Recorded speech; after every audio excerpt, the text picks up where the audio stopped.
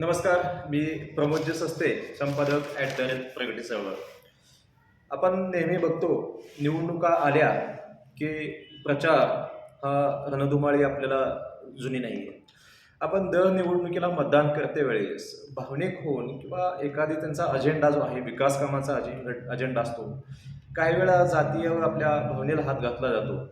किंबहुना आपण पाहतो की आमदारकीला वेगळे मुद्दे असतात, नगरपालिकेला वेगळे मुद्दे असतात. साधारणपणे विकासाच्या मुद्द्यावरती निवडणुका अलीकडच्या काळामध्ये जर आपल्याला पाहायला मिळत असतील तर ते सकारात्मक आहे. परंतु विकास म्हणजे काय? नेमकं त्याची व्याख्या काय? प्रत्येकाची विकासाची व्याख्या, प्रत्येक निवडणुकीला वेगळा विकासाचा अजेंडा हे सोयीनुसार आपल्याला प्रत्येक राजकीय पक्षामार्फत, प्रत्येक स्थानिक नेतृत्वामार्फत जे लोक आपल्यापर्यंत मत मागण्यासाठी येतात, त्यांच्या मार्फत आपल्याला हे पाहायला मिळतं. एकंदरीत आता पूर्ण महाराष्ट्रामध्ये जे महायुतीचं सरकार आहे, या महायुतीमध्ये जर बघितलं आपण तर एक वाक्यता आपल्याला पाहायला मिळत नाही. म्हणजे साधारण राष्ट्रवादी शरदचंद्र पवार गट हा आपण पुणे नगरपालिकेमध्ये पाहिलं की झिरोचे आकडे गाठताना पाहिला. अजितदादांचा जो राष्ट्रवादी गट आहे त्याला अपेक्षेप्रमाणे तसं यश न मिळाल्यामुळं अजितदादाने सुद्धा आपल्याला स्टेटमेंट दिलं की राजकारण हे वंगाळ आहे. भारतीय जनता पार्टी हा प्रमुख पक्ष या महानगरपालिका निवडणुका, विधानसभा निवडणुकामध्ये आपल्याला हा जो वाव आहे तो घोडदौड करताना दिसतो. त्याचबरोबर द्वितीय क्रमांकाचा जो पक्ष पूर्ण महाराष्ट्रामध्ये एकनाथ शिंदे शिवसेना हा आपल्याला पाहायला मिळतो. ह्या तिन्ही पक्षांचं जर आपण बघितलं तर स्वतंत्ररित्या हे लढणं चालू आहे. आता जिल्हा परिषद आणि पंचायत समितीच्या ज्या निवडणुका चालू आहेत त्याच्यामध्ये सुद्धा सोयीस्कर स्थानिक नेतृत्वानं भूमिका घेऊन वेगवेगळे उमेदवार जे देण्याचा प्रयत्न आहे तो आपल्याला पाहायला मिळतो. विशेषतः आपण फलटण तालुक्यामध्ये जिथे मी राहतो, म्हणजे फलटण तालुक्याचाच मी मतदार आहे. विडणी या गटात माझं मतदान आहे. विडणी याच गणात माझं मतदान आहे. 2 मतदान मी त्या गणामध्ये आणि गटामध्ये, म्हणजे एक गटाचा जो उमेदवार आहे त्याला 1 मतदान आणि गणाचा जो उमेदवार आहे त्याला 1 मतदान मी देणार आहे. आता मला सांगा, मतदान करते वेळेस नेमकं आपण कसं आणि कोणत्या निकषावरती मतदान करावं, यासाठी माझा आजचा व्हिडिओ आहे. आपण जर पाहायला गेलं तर मी फलटण तालुक्याचं तुम्हाला मी रिझर्वेशन कुठला गट कसा आहे या संदर्भात आपण एक हा व्हिडिओ तयार करतोय. साधारणपणे आपण जर पाहिलं तर तरडगाव जिल्हा परिषद गट हा ओबीसीसाठी राखीव आहे. त्याच्यामध्ये 2 पंचायत समिती गण येतात, पहिला पाडेगाव आणि दुसरा तरडगावच ऑब्व्हियसली. त्याच्यामध्ये उमेदवार सुरुवातीला तर मी सांगतोय तुम्हाला, ज्या उमेदवारांनी अर्ज दाखल केले त्यांची आपण नावं सांगतोय. कुणी अर्ज मागे घेतले किंवा कुणाचे अर्ज हे फायनल झालेत हे साधारण 27 तारखेनंतर आपल्याला चित्र पाहायला मिळणार आहे. परंतु जे अर्ज दाखल झाले ते नाव आपण सांगतोय. याच्यामध्ये प्रथम नाव जे आहे ते दशरथ सदाशिव खताळ यांनी अपक्ष अर्ज भरला होता. श्री शेखर गणपतराव खताळ हे रासपमधनं त्यांनी उमेदवारी अर्ज दाखल केला होता. दशरथ सदाशिव खताळ राष्ट्रवादी काँग्रेस पक्षातूनही त्यांनी अर्ज दाखल केला. सूर्यकांत कृष्णाजी खरात भारतीय जनता पार्टी यातून अर्ज दाखल आहे त्यांचा. वसंत ज्ञानदेव ठोंबरे अपक्ष अर्ज दाखल होता त्यांचा. गिरीश सुदाम बनकर सुदाम शिवसेना. या गटाकडे जर आपण पाहायला गेलं तर हा गेले 15 वर्ष फलटण कोरेगाव विधानसभेचे जे आमदार आहेत दीपक चव्हाण या जिल्हा परिषद गटातनं येतात. प्रामुख्याने या गटाचे जे प्रश्न आहेत, आपण फलटण लोणंद हा म्हणजे राष्ट्रीय पुणे पंढरपूर जो महामार्ग आहे तो या गटातून जातो. विशेषतः इथे केमिकल कंपनी आहे आणि पुनर्वसन यामध्ये जी गावं येतात त्यामध्ये पाडेगाव, खुर्द पुनर्वसन आहेत. याच्यामध्ये कुसूर, मिरेवाडी, रावडी खुर्द, रावडी बुद्रुक, मोहम खामगाव, तडवळे खराडेवाडी आणि कोंडार पुनर्वसन, कोरेगाव, कापडगाव, तरडगाव, वरवण पुनर्वसन, माळेवाडी, शिंदेमाळ, विठ्ठलवाडी, डोंबळवाडी, काळज आणि चव्हाणवाडी. म्हणजे एकंदरीत ह्या एरियामध्ये आपण जर पाहिलं तर हा कॅनल खालचा जो भाग आहे, म्हणजे कॅनलचं जे पाणी मिळतं हे संपूर्ण भागाला मिळतं अशातलं काही चित्र नाही. लोणंद MIDC ह्यांना जवळ आहे. फलटणची जी नवीन कमिन्समध्ये जो कमिन्सचा सारखा जो प्रकल्प आलेला आहे हाही ह्या लोकांना जवळ आहे. म्हणजे एकंदरीत येथील जो मतदार आहे हा मतदार नेमकं कुठल्या मुद्द्यावरती मतदान करणार यावेळी हा माझा प्रश्न आहे. ह्या लोकांचा रोजगाराचा प्रश्न असू शकतो, दुसरीकडं शेतीचे प्रश्न आहेत, सिंचन क्षेत्राचा प्रश्न आहे, रोजगाराचा प्रश्न जर पाहायला गेला तर तिथे ते स्थानिक उमेदवार जे आहेत ते सांगू शकतात की लोणंदची MIDC आहे, सुरोडीची MIDC आहे, तिथे त्या मुद्द्यावरती मतदान मागू शकतात. किंबहुना पलटणमध्ये जे दोन गट आपल्याला प्रामुख्याने पाहायला मिळतात, जसे नाईक निंबाळकर यांचा गट आणि श्रीमंत रामराजे नाईक निंबाळकर यांचा गट, या दोन्ही गटाचे जे कार्यकर्ते आहेत हे दोन्ही कार्यकर्ते प्रामुख्यानं ह्याच मुद्द्यावरती लोकांपर्यंत जातात की विकास. आता हा जो विकास आहे तो भारतीय जनता पार्टीच्या मार्फत झाला, कारण जसे नाईक निंबाळकर यांच्या मार्फत झाला. दुसरीकडे आपण बघतो की श्रीमंत रामराजे नाईक निंबाळकर हे उच्च पदावरती होते, सभापती होते आणि गेले 30 वर्ष त्यांचं स्थानिक राजकारण आपण पाहिलेले. मग येथील जो मतदार आहे तो 15 वर्ष जे आमदार होते दीपक चव्हाण साहेब यांच्याकडे पाहून मतदान करणार, विकास कामांच्या मुद्द्यावरती मतदान करणार का, जे रोजगाराचे प्रश्न आहेत का, वेगवेगळे प्रश्न ज्या सिंचनाचे प्रश्न आहेत, स्थानिक प्रश्नाला प्राधान्य देऊन मतदान करणार. यामध्ये आपण जर बघितलं तर पाडेगाव जो गण आहे हा ओपन आहे, खुला प्रवर्गासाठी आहे. याच्यामध्ये आकाश राजकुमार गायकवाड शिवसेना उभाटा इथून अर्ज दाखल होता, राजेंद्र अंकुश कुचेकर अपक्ष अर्ज दाखल होता त्यांचा, अमोल बन्यासू खराडे हे भाजपमधून त्यांचा अर्ज दाखल आहे, राहुल दादासो नरोटे शिवसेनामधून त्यांचा अर्ज दाखल आहे, कृष्णा दादा झेंडे शिवसेना ह्या पक्षामार्फत ते इच्छुक आहेत, सूळ नितीन बापूराव वंचित बहुजन आघाडी यातून अर्ज दाखल होता त्यांचा, हेमंत नामदेव सुतार अपक्ष म्हणून अर्ज दाखल होता, ऋतुराज अशोक बोंद्रे अपक्ष म्हणून अर्ज त्यांचा दाखल आहे, रमेश नारायण बोंद्रे अपक्ष म्हणून अर्ज. हे अशा पद्धतीचे अर्ज जे दाखल झालेले आहेत सुरुवातीला, ह्यातून कुणी माघारी घेतली किंवा कोण निवडणूक लढवणारे हे आपण स्पष्ट केलेलं नाही, पण एवढे अर्ज माझे त्यांची नावं जे आहेत ते आपल्यासमोर आलेले आहेत. त्यानंतर तरडगाव जो आमदारांचं जे गाव आहे, दीपक चव्हाण माजी आमदार आहे, तर त्या माजी आमदारांचं गाव आपण तिथं बघतो की ओपन महिला हा तिथं आरक्षण लागू आहे.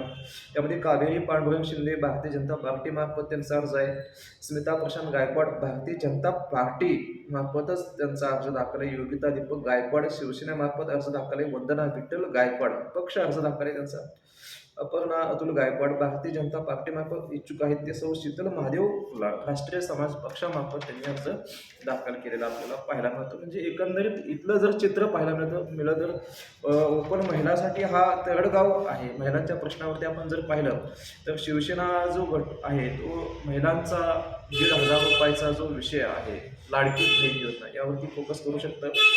दुसरीकडे आपण बघतोय की भारतीय जनता पार्टी सुद्धा याच विषयावरती फोकस करू शकतं. शेतीला वीज जी आहे ती मोफत देण्याकरता महायुती शासनाने जो पूर्ण वीज माफीचा जो निर्णय घेतलेला आहे त्याच्यावरती सुद्धा मतदान हे मागू शकतात. ह्या मुद्द्यावरती ते फोकस करून लोकांची मतं मिळवण्याचे प्रयत्न करू शकतात. दुसरीकडे साखरवाडी पिंपळवाडी जिल्हा परिषद जो गट आहे हा शेड्यूल कास्ट महिलांसाठी राखीव आहे. त्याच्यामध्ये उमेदवारी अर्ज दाखल जे झालेले आहेत ते संचिता सागर कांबळे भारतीय जनता पार्टी, श्रीमती रुपाली लक्ष्मण सरगर शिवसेना, प्रियंका उमेश कांबळे अपक्ष, सौ ममता स्वप्नील सोनवणे अपक्ष, प्रगती सागर माने अपक्ष, आरती दिनेश कांबळे BSP, प्रतीक्षा रोहन मोहिते वंचित बहुजन आघाडी. याच्यामध्ये 2 पंचायत समितीचे जे गण आहेत ते आपल्याला पाहायला मिळतात. की पहिली गोष्ट साखरवाडी पिंपळवाडी हाच गण आहे. दुसरा जो आहे तो सस्तेवाडी आहे. म्हणजे यामध्ये गावे पोळ, साखरवाडी, पिंपळवाडी, जिंती, पडतवाडी, भुलकटी, कुंटे, शिंदेवाडी, चौदरवाडी, कांबळेश्वर, सस्तेवाडी आणि अलगुडवाडी. यामध्ये आपण प्रामुख्याने साखरवाडी आणि पिंपळवाडी जो ओबीसी महिलासाठी राखीव आहे पंचायत समिती गण. त्यामध्ये सौ स्नेहा सुनील वाघ अपक्ष आहेत, कमलशंकर माडकर शिवसेना आणि शिवांजली विक्रमसिंह भोसले नॅशनलिस्ट NCP म्हणजे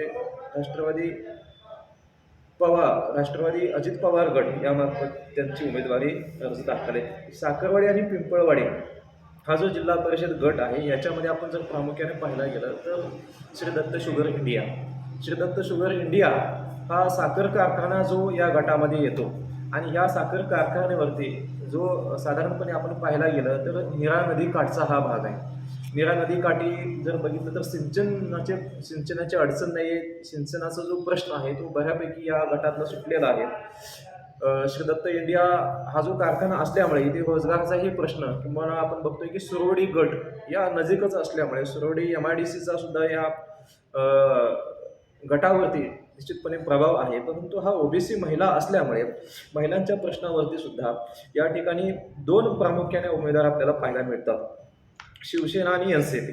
म्हणजे प्रमुख लढत जी आहे ती कमलशंकर माडकर व शिवांजली विक्रमसिंह भोसले या दोघात होण्याची शक्यता जास्त आहे.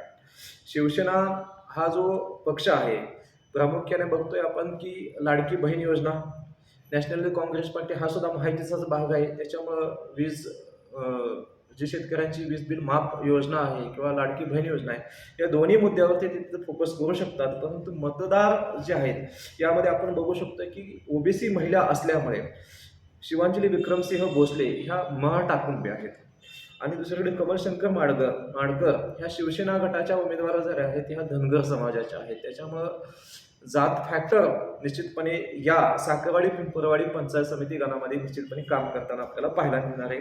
दुसरीकडे आपण सस्तेवाडी हा जो गण आहे तो ओबीसी साठी राखीव आहे. यामध्ये बापू सदाशिव शिरतोडे भारतीय जनता पार्टीमधून इच्छुक आहेत, ऋतुजा सागर कुंभार अपक्ष, रोहिणी बाबासाहेब पिसे अपक्ष, तांबे गणेश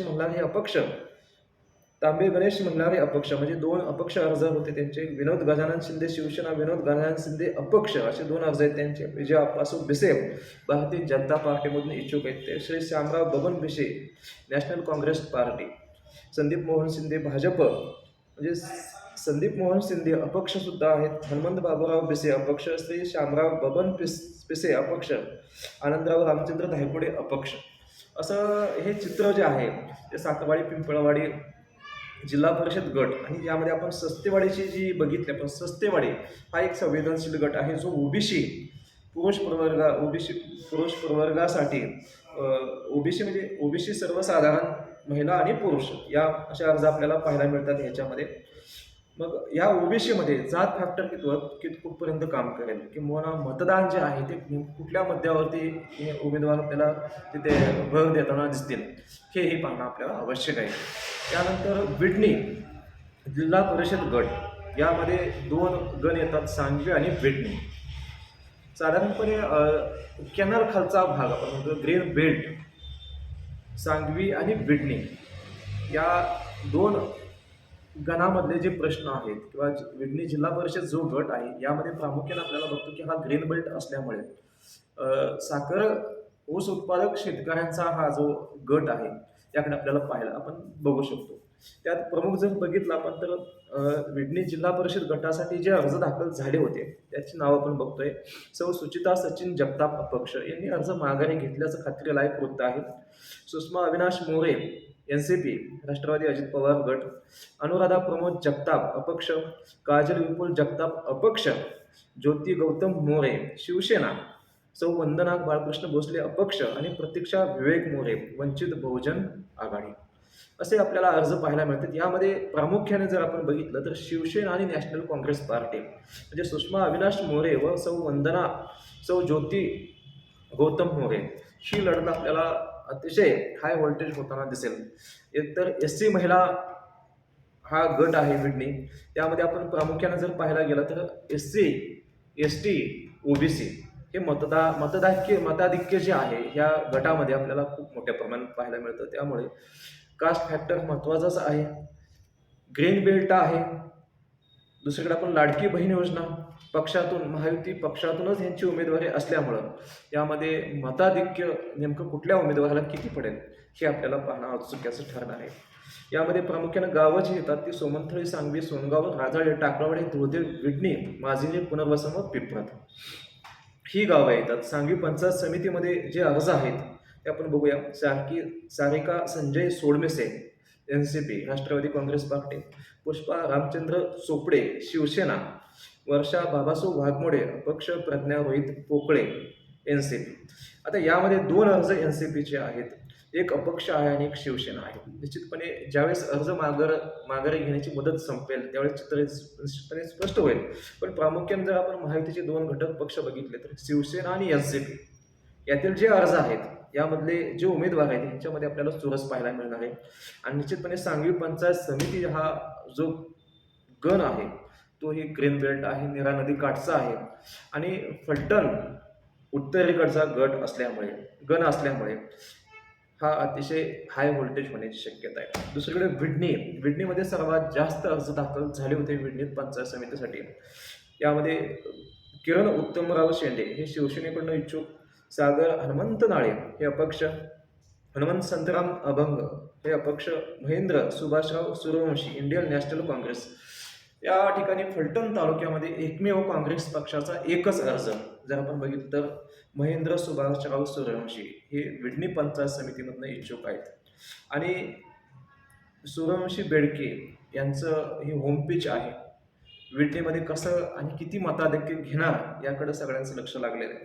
त्यानंतर विठ्ठल मारुती नाळे हे शिवसेनेमधून इच्छुक आहेत, हे माजी पंचायत समिती सदस्य पण आहेत. विठ्ठल सावता नाळे भाजपमधून इच्छुक आहेत.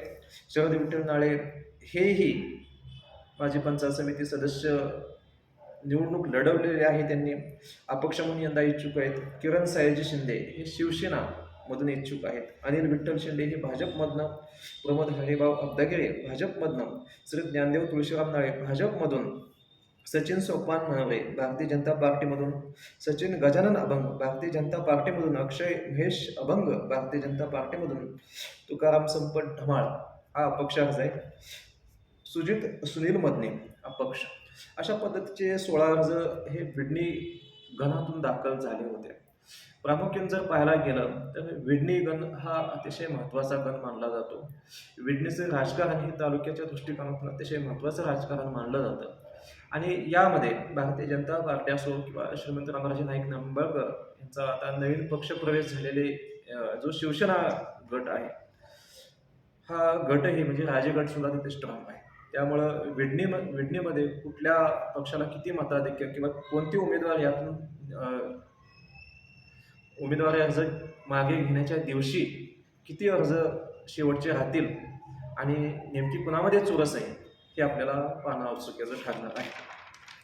दुसरीकडे SC महिला गुणवरे जिल्हा परिषद गट. या फलटण तालुक्याच्या जिल्हा परिषद आणि पंचायत समितीच्या ज्या निवडणुका आहेत त्याच्यामध्ये बऱ्यापैकी आरक्षित गट जे आहेत SC महिलामध्ये, पण त्यामध्ये हा गुणवरे गट सुद्धा प्रामुख्याने आपल्याला अतिशय महत्त्वाचा दिसतो. त्यामध्ये जे अर्ज दाखल झाले होते त्यामध्ये कुमारी ऋतुजा सुनील जगताप अपक्ष, सौ हेमलता अनिल जगताप शिवसेना, सौ हेमलता अनिल जगताप अपक्ष सुद्धा त्यांनी अर्ज दाखल केला. Rutuja Abhijit Jagtap national congress party, Sonali बुद्धिभूषण Adhav अपक्ष, सौ प्रियंका मंगेश मोरे बहुजन समाज पार्टी, ज्योती अनिकेत बागाव अपक्ष.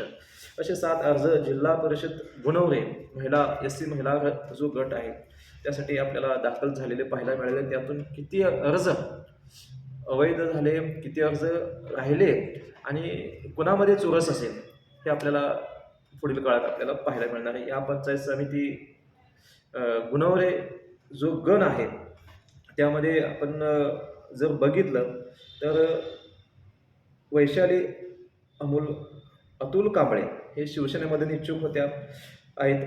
वनिता धनाजी आढाव राष्ट्रवादी काँग्रेस, सौ प्रियंका दादासो पुढे अपक्ष, सोनाली बुद्धभूषण आढाव हा अपक्ष, म्हणजे पंचायत समितीसाठी सोनाली बुद्धभूषण आढाव यांनी अपक्ष आणि ZP साठी सुद्धा अपक्ष असे 2 अर्ज त्यांचे आलेले आहेत.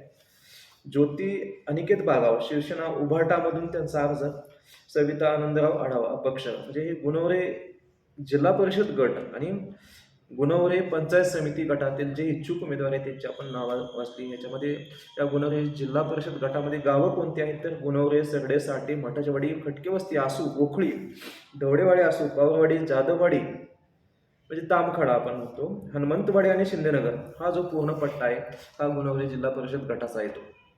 यामध्ये जर आपण बघितलं तर मतदान करण्यासाठी नेमके कोणत्या निकषावरती मतदान करावं, कुठल्या मुद्द्यावरती, हा सुद्धा ग्रीन बेल्ट आहे पूर्ण. हा ग्रीन बेल्ट ऊस उत्पादक शेतकऱ्यांचा, दूध उत्पादक शेतकऱ्यांचा हा जो ग्रीन बेल्ट आहे याच्यामध्ये पाण्याचा सिंचनाचा प्रश्न बऱ्यापैकी सुटलेला आहे.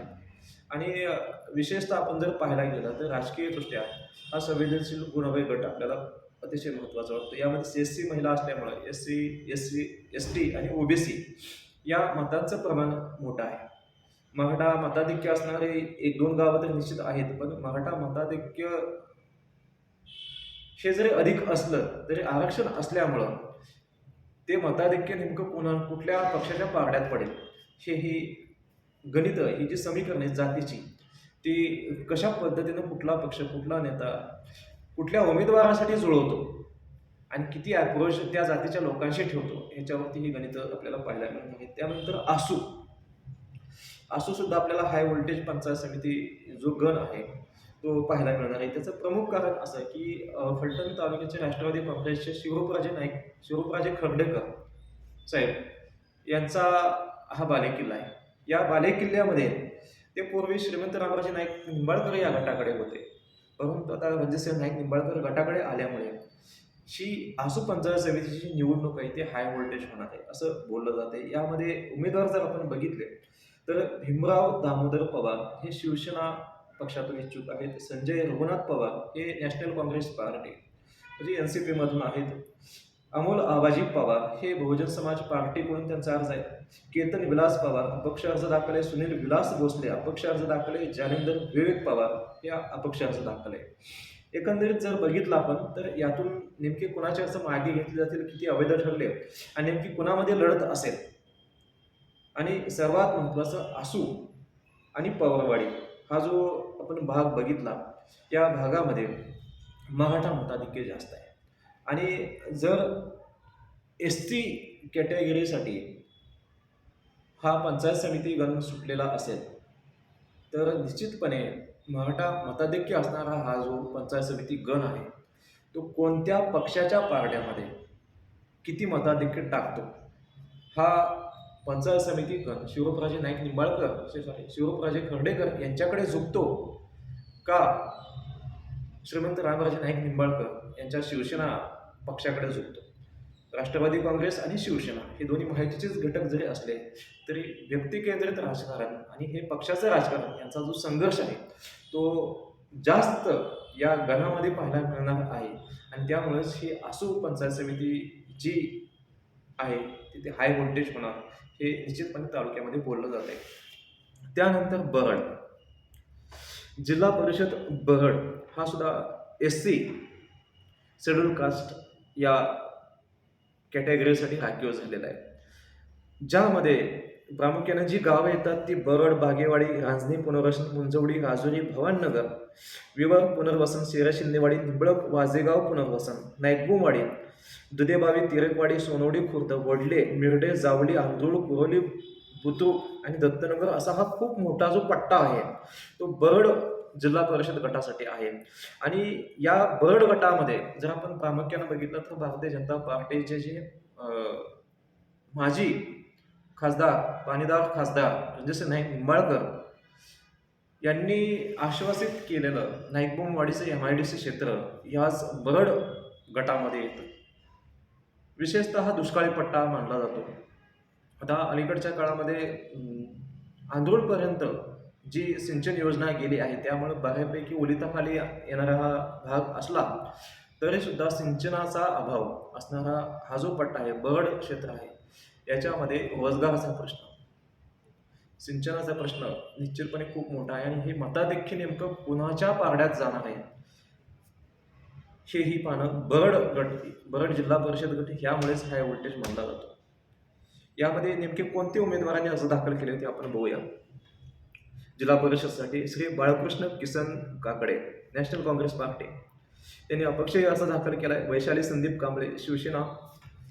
Gangaram Arun Randive, Indian national congress. म्हणजे मी मगाशी बोलताना बोललो तुम्हाला की एकमेव अर्ज हा नॅशनल काँग्रेस पार्टीचा असला असं नाही आहे, तर जिल्हा परिषद बरडमधून सुद्धा श्री गंगाराम अरुण रणदिवे यांचा काँग्रेस पार्टीचा दुसरा अर्ज जो आहे, म्हणजे एक तर बबलू भैया बेडके जे विडणी पंचायत समितीत उभे आहेत आणि हा दुसरा अर्ज जिल्हा परिषद बरड या दोन ठिकाणी आज देशाची प्रमुख जी पार्टी, विरोधी पार्टी मानली जाते काँग्रेस, त्याचे दोन अर्ज फलटण तालुक्यामध्ये जिल्हा परिषद आणि पंचायत समितीसाठी उभे आहेत. यानंतर अमोल मुकुंद झेंडे शिवसेनेमधून इच्छुक आहेत. लालासाहेब दामू रणदिवे हे शिवसेनेमधून इच्छुक. भाऊसाहेब पोपट मोरे, भारतीय जनता पार्टी. रामदास विठ्ठल केंगार, राष्ट्रीय समाज पक्ष. अनिल विठ्ठल रणदिवे, वंचित बहुजन आघाडी. प्रदीप सुरेश मोरे, बहुजन समाज पार्टी. भाऊसाहेब पोपट मोरे, नॅशनल काँग्रेस पार्टी. असे 12 अर्ज या गटामध्ये दाखल झाले होते. आणि बहुतांशी आपण जर पाहायला गेलं तर या बरड गटामध्ये सुद्धा मराठा मताधिक्य जास्त आहे. आणि हे मराठा मताधिक्य जे आहे ते पक्ष बघून मतदान करेल का व्यक्ती म्हणून मतदान करेल याकडे संपूर्ण तालुक्याचं लक्ष हे आपल्याला लागलेलं पाहायला मिळतंय. त्यानंतर आपण जर बघितलं तर बरड पंचायत समिती साक्षी या बरड पंचायत समिती जी आहे ती ओपन महिला या प्रवर्गासाठी राखीव आहे. त्यामध्ये जे अर्ज दाखल झाले होते त्यामध्ये साक्षी काशीनाथ शिवते रासप, मंगल बाळू चव्हाण शिवसेना, मंगल बाळू चव्हाण अपक्ष, म्हणजे 2 अर्ज आहेत एकाच व्यक्तीचे. सोनाली संदीप बुधनवर अपक्ष, अनिता संतोष गावडे भारतीय जनता पार्टीमधून हा अर्ज दाखल आहे. स्वाती हनुमंत आटोळे शिवसेना, उज्ज्वला संतोष लंगोटे अपक्ष, कल्याणी महेश पवार शिवसेना, असे अर्ज आपल्याला दाखल झालेले पाहायला मिळतात.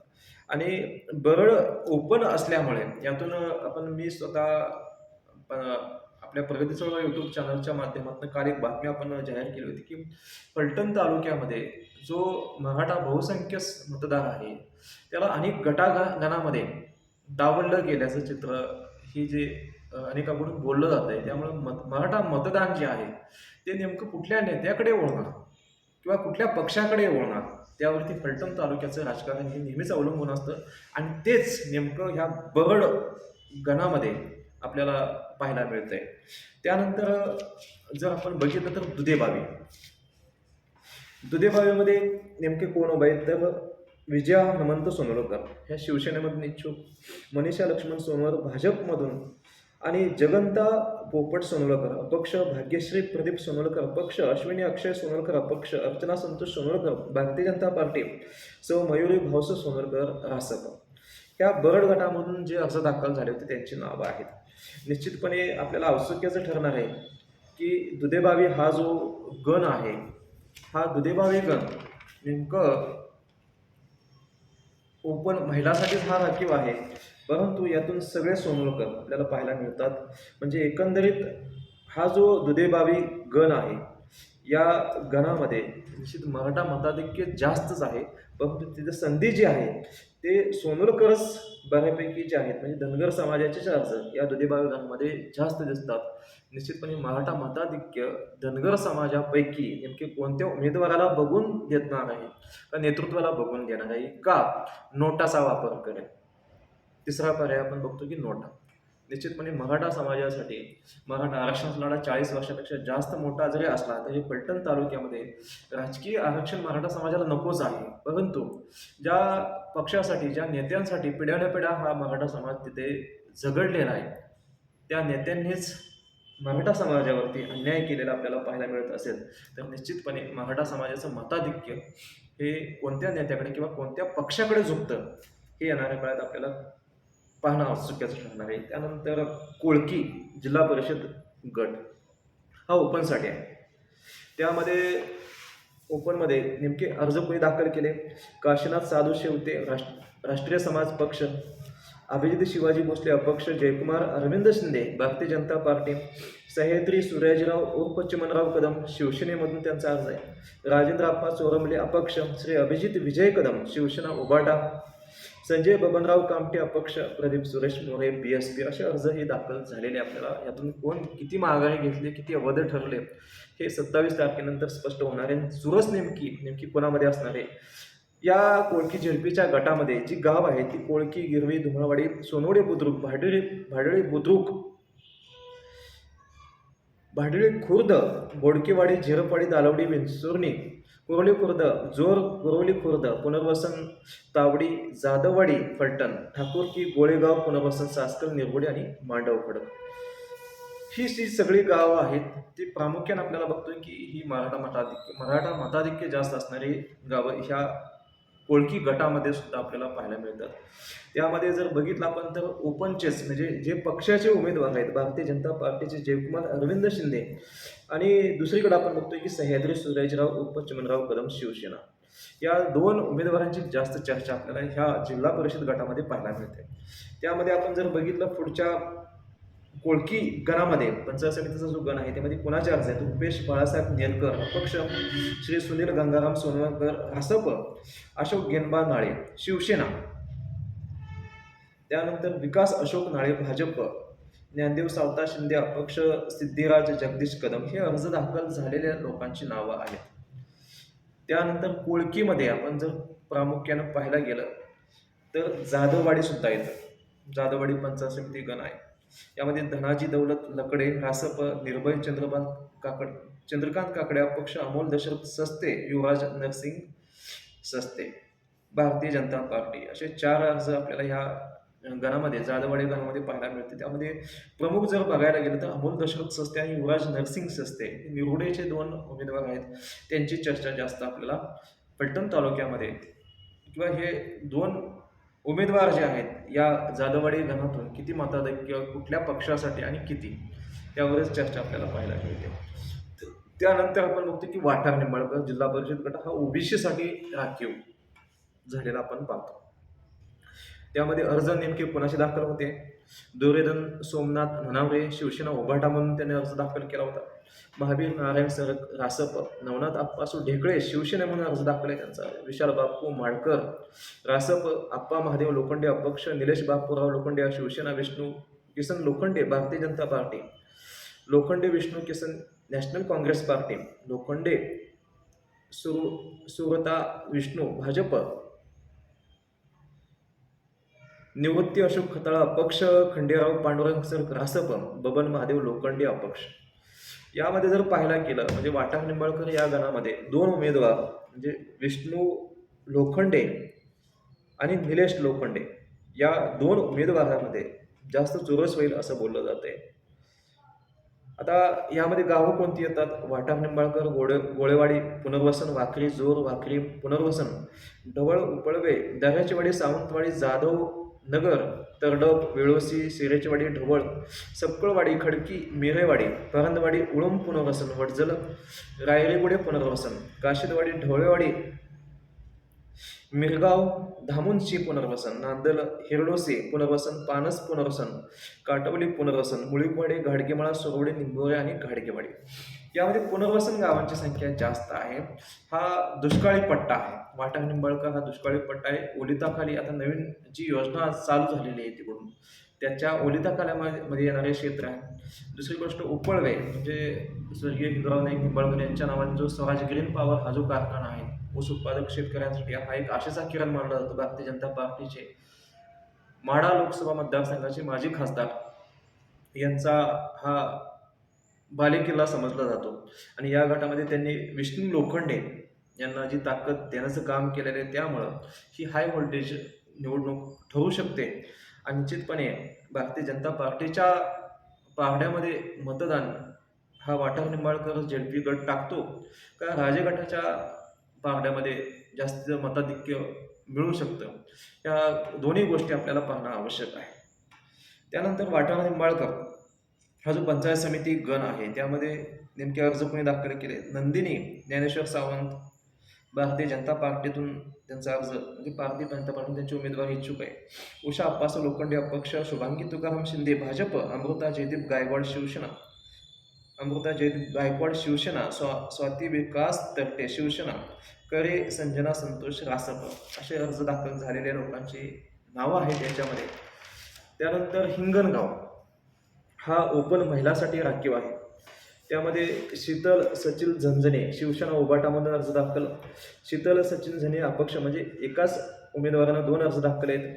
सारिका धैर्यशील अनपट शिवसेना आणि सौ किरण निलेश नलवडे भारतीय जनता पार्टी.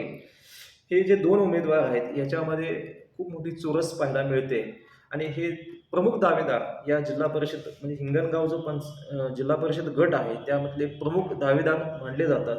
त्यानंतर सौ सुप्रिया लक्ष्मण सोळ राष्ट्रीय समाज पक्ष हा एक अर्ज तिथे दाखल आहे.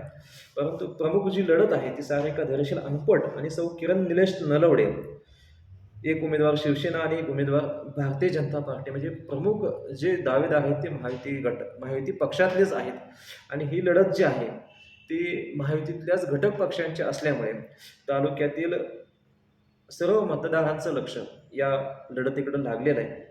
एकंदरीत हिंगणगाव जो पंचायत समिती गण आहे आणि पंचायत जे हिंगणगाव जो जिल्हा परिषद गट आहे हा सुद्धा दुष्काळी पट्टा मानला जातो. पण अलीकडच्या काळामध्ये जी नवीन सिंचन योजना आली त्यानुसार त्यामुळे हाही ओलिताखाली बऱ्यापैकी गेलेला पाहायला मिळतो. आणि त्यामध्ये शरयू हा साखर कारखाना या गटामध्ये येत असल्यामुळे रोजगाराचा प्रश्न बऱ्यापैकी यामध्ये कमी झालेला असेल.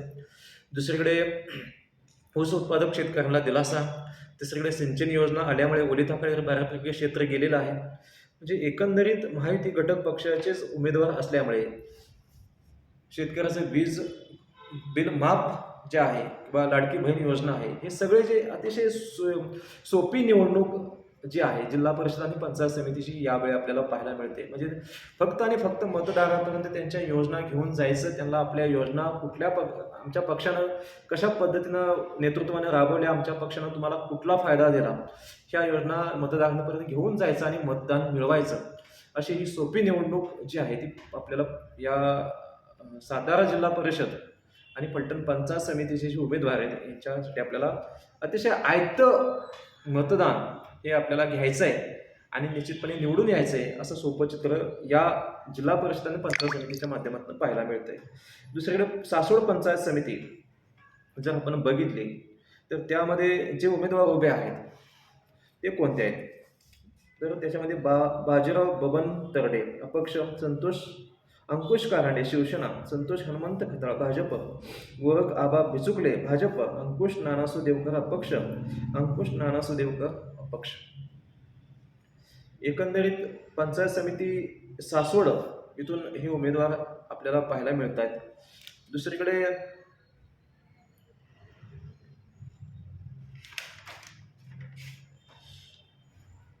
सुरवडी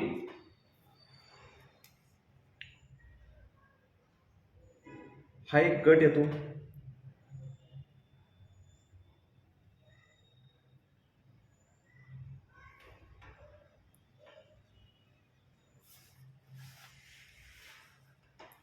माफ करा मला, मी वाटार निंबाळकर गणातली काही नावं घ्यायची राहिली होती आपल्याला. तर त्यामध्ये वाटार निंबाळकर गणामध्ये सोनाली प्रवीण जाधव यांचा एक अपक्ष अर्ज दाखल आहे. अश्विनी किरण यादव शिवसेना उबाटामधून त्यांचा एक अर्ज दाखल आहे. शुभांगी तुकाराम शिंदे सर्वसाधारण महिला आणि करे संजना संतोष सर्वसाधारण महिला, असं हे आपल्याला जी नावं आहेत ती पाहायला मिळतात. एक सुरवडी जो गण आहे त्याच्यामध्ये सुद्धा नेमकं अर्ज कोणाचा दाखल आहे हे आपण बघूया. श्री खंडेराव पांडुरंग सरग रासप, विशाल बापू माडकर रासप, धनंजय प्रल्हादराव साळुंके भाजप, किरण लक्ष्मणराव साळुंके शिवसेना, अमित मधुकर अनवरे अपक्ष, अंकुश शिवराम साळुंके शिवसेना, रणजित सीताराम मोहिते वंचित, महेंद्र विठ्ठल घाडगे शिवसेना उभाटा, निवृत्ती अशोक खताळ अपक्ष, लक्ष्मीकांत धनसिंग लाडगे रासप, शिवाजी तुकाराम अभंग अपक्ष. यामध्ये जर आपण प्रामुख्याने पाहायला गेलं तर धनंजय प्रल्हादराव साळुंके पाटील भारतीय जनता पार्टीचे हे प्रमुख उमेदवार आणि किरण लक्ष्मणराव साळुंके शिवसेना, हे दोन उमेदवार सुरवडी गणातून आपल्याला प्रमुख लढतीचे पाहायला मिळणार आहेत. एकंदरीत फलटण तालुक्याचं जर आपण हे चित्र बघितलं तर ह्यामध्ये जातीपातीचं राजकारण, विकासाच्या मुद्द्यावरती जे राजकारण आहे ते हे दोन प्रमुख जे आहेत ते मुद्दे, आणि ह्या दोन प्रमुख मुद्द्यावरती जो पक्ष जे नेतृत्व अतिशय चांगल्या पद्धतीनं रणनीती आपण प्रचार करेल त्याच्याकडे मताचा टक्का निश्चितपणे वाढलेला दिसेल. हे असं चित्र जे आहे ते जिल्हा परिषद आणि पंचायत समितीच्या निवडणुकीच्या माध्यमातून आपल्याला पाहायला मिळतंय. पाहूया निश्चितपणे ही निवडणूक जी आहे ती कशी रंग घेते. येणाऱ्या काळामध्ये म्हणजे प्रचारासाठी 6 ते 7 दिवसच फक्त आहेत. या 6 ते 7 दिवसाच्या प्रचारामध्ये एखादं राज्यस्तरीय नेतृत्व फलटणच्या या जिल्हा परिषद निवडणूक किंवा पंचायत समिती निवडणुकीमध्ये नेमकं काय म्हणतंय आणि कुठल्या मुद्द्यावरती या फलटण तालुक्याचं जे निवडणूक आहे ती कोणाच्या पारड्यामध्ये कशी झुकते हे पाहणं औत्सुक्याचं ठरणार आहे.